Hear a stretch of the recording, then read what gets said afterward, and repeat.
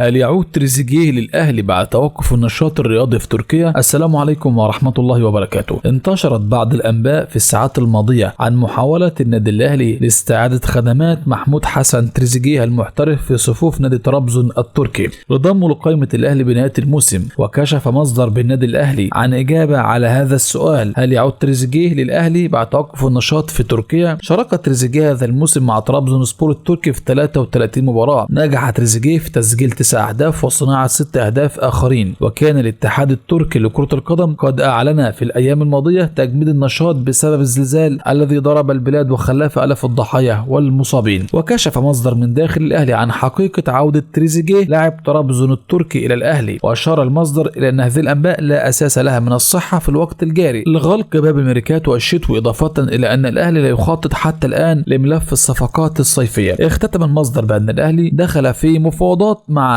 تريزيجيه كانت شفوية قبل بداية الموسم الجاري، إلا أن اللاعب أكد لمسؤول النادي رغبته في استمراره بالاحتراف في أوروبا.